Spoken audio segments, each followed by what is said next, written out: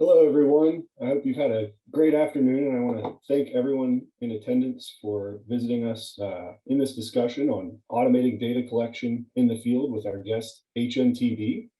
We're going to go ahead and jump into this discussion.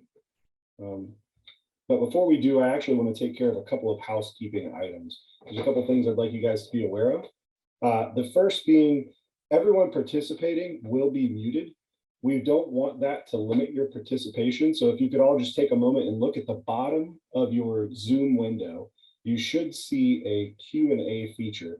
If you have any questions, I would encourage you to ask those through that Q&A feature throughout the course of this presentation. We've actually dedicated a portion of this presentation to a live Q&A. If we don't get to answer your specific question, don't worry, we will be summarizing all of the questions and providing answers and distributing those next week as a part of an email that will go out to all of the attendees. So again, please submit any questions you have along the way. In addition to that, this meeting will be recorded. So if for some reason you run into technical difficulties or drop off altogether, don't worry, there will be a copy of the recorded discussion that is distributed next week as well as a part of that email. So again, don't worry if you run into any of those technical issues. So with that out of the way, we'll go ahead and move into our introductions, and we'll see who the panelists are going to be for this presentation. I'll start by introducing myself. My name is JB Peters. I'm the Director of Product Management and Analysis for Infotech.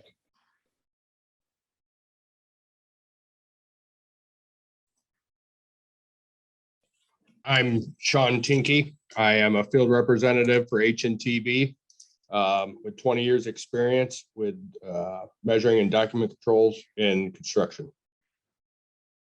Thank you, Sean. I'm Troy Dolan, Vice President of Heavy Construction for Leica Geosystems. Thank you, Troy. Good afternoon, everyone. I'm Ron Gant. I'm a Senior Account Manager at Infotech based near Huntsville, Alabama.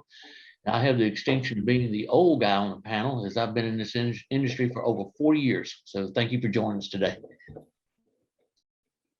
Hey, good afternoon. I'm Chase Blakey. I'm the product manager of the APIA service here at Infotech. Awesome. Thank you, guys. All right, before we jump in, we'll go over an agenda and we're going to talk about what we're going to talk about. So our first portion is going to be hosted by Ron Gant, and he's going to give us an overview of digital project delivery, followed by Sean and Chase discussing the future of field inspection, specifically pertaining to this particular pilot project and the results from it.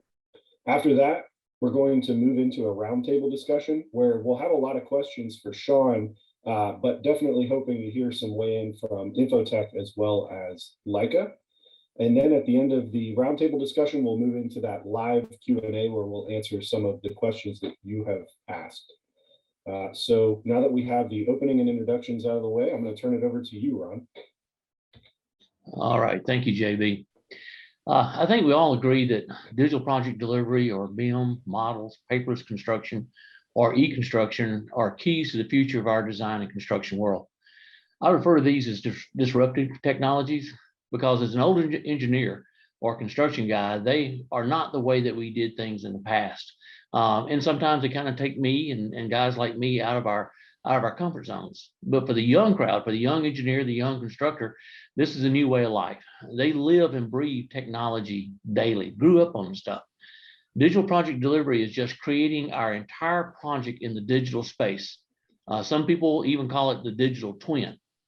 E-construction is simply reducing the paper footprint because we have access to every piece of information about our project on our mobile devices, our laptops, or our desktops. So digital project delivery and e-construction are very similar, if they're not exactly the same. And it's really are the things that are moving our technology forward in the 21st century. As I stated in a previous slide, these processes and technologies are forcing our heavy civil world to look beyond our normal comfort zones. I know as a young construction engineer, I was happy just focusing on construction. But then a few years later, I moved into design. I got to carry my construction experience into design, but my focus shifted over to design. I didn't really care about anything else. And during those times and all like that, we built some serious silos. And the last thing that I wanted to be worried with was how the operators ran the plant or maintained the plant. And so we really, put ourselves in these silos and forced ourselves to just do our jobs. But as we realize that the real investment is in the asset that we are building and creating through our efforts, that the money is there. I mean, that thing is going to exist for 40, 50, 60 years. So we've really got to look at that long-term investment, and we are building assets. So now we must focus on the asset life cycle, which includes, as you see in this graphic, it includes the planning, designing, building, operating, and maintaining of that asset. It also includes other phases along the way. And it is a life cycle. For years, we have shown these things in Gantt charts as these straight terminating lines that just stop at the end of each one of our parts of the effort. But it is a continuous evolution that goes on. And when you get to what you think is the end of maintenance, it creates new opportunities in expansion, rehabilitation, and creating new assets. I, for one, do not believe that a single vendor or solution can meet all the needs of the entire asset life cycle. Common sense and processes like building information management, BIM, dictate that suppliers, vendors must collaborate. Sometimes it's as simple as just communicating. Sometimes it is true integration between our products. But in the end, whether it's communication or integration, it is collaboration. And that's what we need to learn to do, whether we are working together or competing or whatever might be happening between the vendors and the constructors and engineers at the time. At Infotech, we have some really core capabilities, and two of our best are solicitation management and construction management. We try to stay within our core competencies or within our lanes and work with other technology providers to complete the solution needed. Recently, HNTB provided an opportunity for Infotech and Leica to work together to provide a solution across these two technology providers.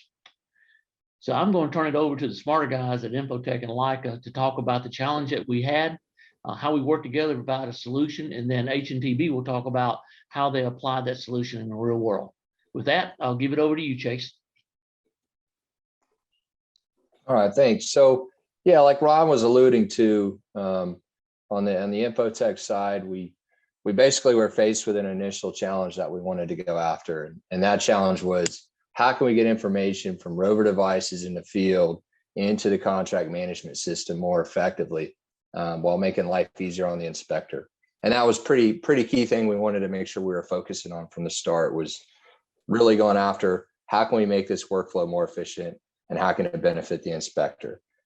So essentially, as we dug into this process, we really looked at, okay, we're gathering information from the field, we're bringing it in, and it's got a lot of different touch points as it's coming from the field to the Appia service. Okay, and so these kind of purple boxes right here speak to those three main points that we had here. But you got to collect the data, sketch it, and post the quantities. Is really how we broke it down, Barney style, so to speak. And within collecting data, you're manually adding contract item information to be measured, and then with sketching it, you're having to email snapshots of measurements for visual support, and then posting those quantities is requiring the performance of manual calculations prior to entering those quantities in. So all of that combined together, what we found as we started looking into this was that, it leaves you with transcription errors, it leaves you with the time drain, it leaves you with having to bring multiple devices, a whole bunch of different issues that are coming to the forefront of this that are really slowing people down and affecting the way they do business. So basically the solution that we came up with was bringing something that allows the user to spit out pay items from Appia, which are then loaded into the Field Genius software that Leica produces to allow for the collection of inspection data on that inspector's tablet right there in the field. So from there, they can bring that data back into Appia with an upload that automatically posts those quantities in a daily report for them. And they can do it all from that same tablet that they were using to collect the data in the first place. What this got us at the end of the day, essentially, is a lightweight, easy to train and easy to use process for getting accurate inspection information into Appia that bypasses those errors and time drains that we were kind of speaking about. So my whole goal there was just to give a little bit of an overview of this process. I really want to turn it over to Sean Tinky to kind of talk through how this worked for his team in the field. Thanks, Chase. Yeah, we went to Leica and Infotech with this idea of trying to eliminate errors and reduce the chances for errors and omissions and add accountability for our reporting.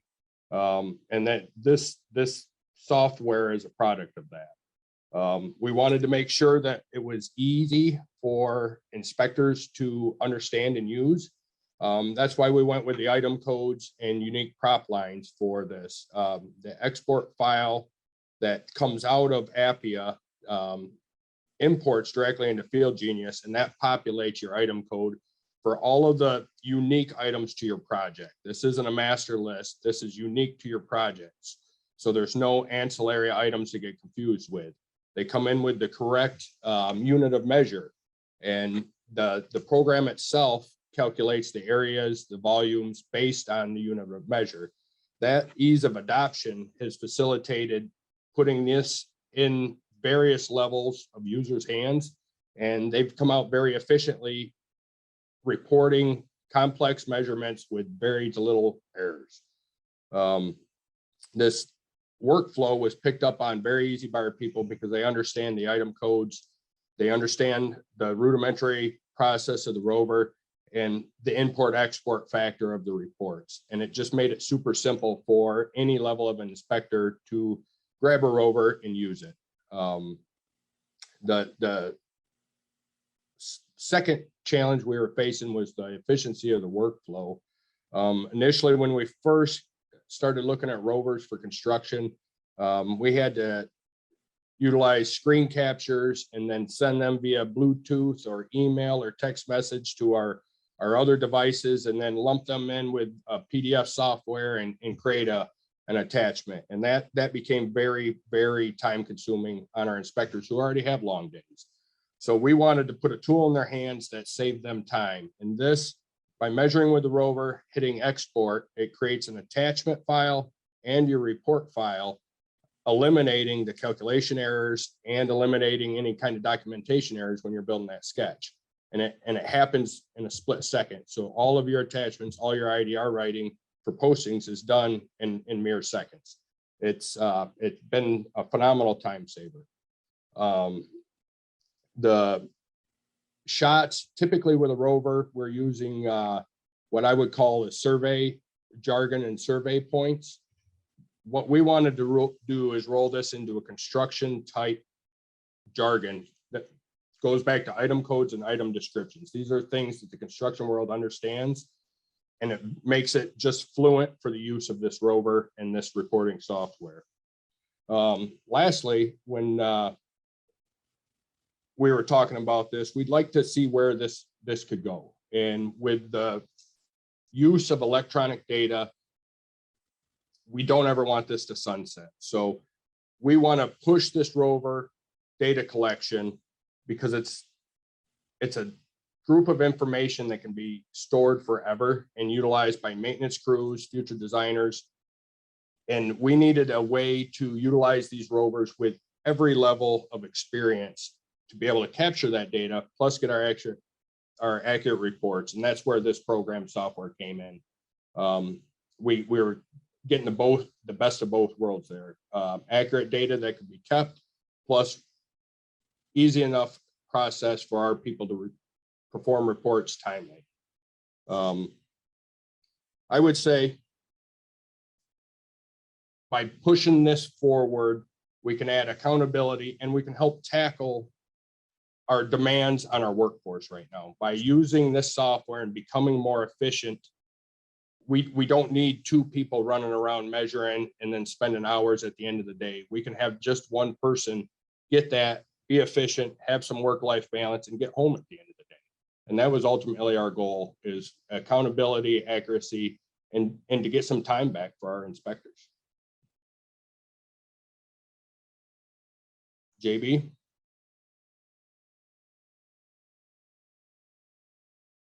It would help if I unmuted myself. All right, so that was awesome, Sean. Thank you for describing that, and thank you, Chase and Ron, for those overviews as well. So in this portion, I'm going to go ahead and stop sharing my screen so that everybody can see the panelists' faces. And what we want to do right now is move into a roundtable discussion. So the goal here, these questions are primarily going to be directed to you, Sean, but we'd also like to hear Infotech and Leica weigh in anywhere where you see fit. So we'll start with the first question, and that is, what additional challenges do you see that need to be addressed? The largest challenge I see moving forward with this technology is largely the computing power of our handhelds. That's going to be the limiting factor, because we're using this software to analyze models real time and document compared to those models, and that's the limiting factor right now, and how large a surfaces we can use. We have to chunk them down right now to fit. That'd be the largest drawback right now. And then it would be the wide scale adoption of this reporting software. Right now we're talking about a pointed type system. The more wide scale we can bring this, the easier it'll be to spread. Okay, now I want to give a moment just in case Ron, Troy, or Chase has anything that they'd like to weigh in on. Yeah, JB, I think, you know, Sean's right, and there's a big difference between data and information. And so sometimes when we're going out and collecting data with you know, UAVs or laser scanners, sometimes we have a vast amount of data that we really just need to extract, you know, certain pieces of information out of. So I think a lot of the future is going to be how we, you know, intelligently manage the size of that data so that it's quick and responsive and accurate for reporting purposes. I think another thing that we need to take in mind as well is the importance of standards and adhering to the standards, because when you start mapping these things between your pay items and your features in the field, you need to have good definition, and you need to have good standards so you can repeat this from project to project and not have to redo everything with each project. Yes, there needs to be a process established to make the data valuable. Awesome. Okay. So our next topic, and again, this will be a question for you, Sean. Where do you see the industry going next? I know we've talked a little bit about the reusability of data, and Sean, you and I have talked about as-builts as well being a part of this. Could you maybe elaborate a little bit on where you see this industry going next with this type of information? Yeah, I see this. I think most people are going to go to a model of record, and that will be supplied by the owner. And then I believe that will be a living document throughout its maintenance cycle. And what we'll participate in is some of the collection of the as-builts through the layers. Usually as-builts are collected just final surfaces, final drains. We'll be able to collect all that 3D information as it gets built up. And then that will be able to be passed on to the maintenance division's future design task force to refine and simplify the designs to make them cheaper with less errors is the intent. A good example of where we're going to move forward is under drain outlets. They seem to be a thorn in the DOT side right now for maintenance. They're hard to locate when the grass grows over. So a program like this, if you were to measure under drain outlets, it's in each item, it kicks out a KMZ. You have a KMZ file of every under drain outlet that your maintenance crews can use. That's not advanced software. That's just a picture that they can go and look at and find their under drain outlets. It's that type of data that we've got to move forward and allow our maintenance crews to use, so they don't have to waste time when time's the most valuable thing that we can't create. Nicely put. JB, I'd just add, you know, there's so many shareholders over the life cycle of a project, right? And as we think about how we interpret data that is for information above the ground, on the ground, below the ground, really our focus is how do we make that knowledge and sensor data shareable across all the different stakeholders. Some of them that are using very different design products than the next one. So how do we make sure that we're intelligent in the way that we build an open architecture platform to allow that construction project to ebb and flow based upon the participants that it has, right? And still achieve all those things. So I think a lot of what we'll see in the future is like the fusion of multiple sensors, and then how data sharing happens across platforms is going to be a key. Awesome. Yeah, Troy, I'm actually here at the International Highway Engineering Exchange Program conference going on right now, and that is actually one of the topics is data governance and sharing of data, and everybody not having to do it over and over again. All right, so there's some definite themes developing here. One being the amount of data that we're generating, being aware of how that data is shared between the different disciplines, whether that's the people maintaining the asset or the designers. And I think that leads nicely into this next question. So this solution in particular was built with local governments in mind. Do you see application for other stakeholders, such as state agencies or contractors with a solution like this, Sean? Yep, you're muted now too. Yeah, I believe that moving forward, if, you know, I know that most DOTs are looking at newer reporting software. I think Michigan is rolling into new software. If this product could be incorporated into that larger scale rollout of the DOT software, this could even the playing field for a lot of consultants and a lot of DOT inspectors. It would just simplify their reports right down to a checkable, easy to understand report that's actually more streamlined and uniform compared to what you would see from individuals. I feel that at least here in Michigan, where we run this pilot, a large portion of what we work with is all compatible with this, and we're just waiting for the reins to be taken off so we can utilize this fully at the DOT level. How about the contractors? As far as contractors, I talk to them frequently, and some of their largest questions or concerns is how do they compare their quantities to ours? Their guys do not know survey code work. They don't typically know technology. They know their handheld, they know the buttons to push. So if they had the item descriptions in any software that they could track with, they could then line up with ours, and then we could overlay the KMZs and compare notes, and it would take fractions of the time to final a project compared to the old school ways of sending back and forth different sketches and quantities and spreadsheets.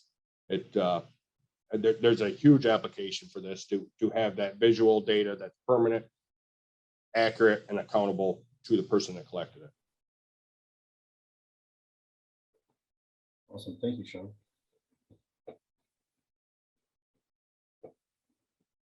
All right, well, that concludes our roundtable discussion. So I'm going to go ahead and share.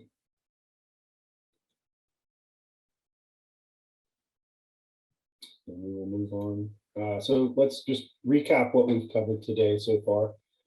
Ron gave us a great overview of digital project delivery. So kind of that 30,000-foot view, stressing the importance of collaboration between vendors, because as he put it very well, there's not one vendor who's going to be able to address the needs that are coming for this entire industry. We got into the future of field inspection, and particularly Sean and Chase spoke about how in this particular pilot project, we went after efficiency to give the inspectors time back in their day, the elimination of devices, so you're carrying less into the field, and an increased accuracy in the data that's being transmitted between the devices that are used in the field and the software that's used in the office ultimately to validate these inspections and payments. In our roundtable discussion, we talked about some of the challenges of the large amount of data that's coming from the field and structuring that data and sharing that data appropriately.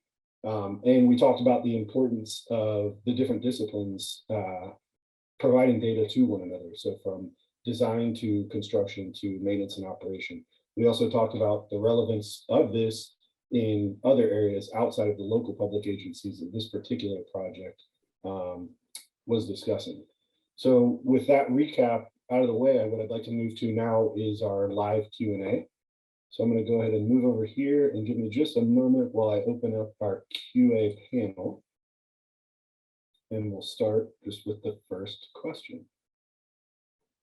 Okay, so our first question is, what level of inspector is required to use this software? I think that's probably going to be a Sean question. Okay, during the pilot, we tested it on highly experienced inspectors and then very little experience, 1 and 2 year inspectors. I found that both of them picked it up very easily. They all had a rudimentary understanding of Field Genius to start with. We added this construction leg to it, and it actually became easier for them to understand what they were doing when they were using item codes, because then they understood the areas and the units. So I would say every level of inspector could easily grab onto this and embrace it. Okay. The next question is, and this is actually along the same lines, how much training is required to do this? That's going to be yeah, probably.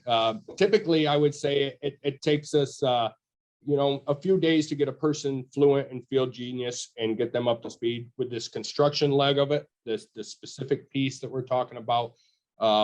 I can usually get them up to speed in an hour, a couple hours, and they can be reporting and computing with this software pretty fluently in 1 or 2 hours. Nice. Okay. Our third question, how does this incorporate or integrate with other types of data, rover, drone, etc.? Troy, you touched on that a little bit, so that might be a good one for you to answer. It's everything that we're doing in the Field Genius software that's going to come back into Appia is really, it's a point, it's a line, it's an area, or it's a volume. So there's there is the ability to use other sources of data and migrate that in.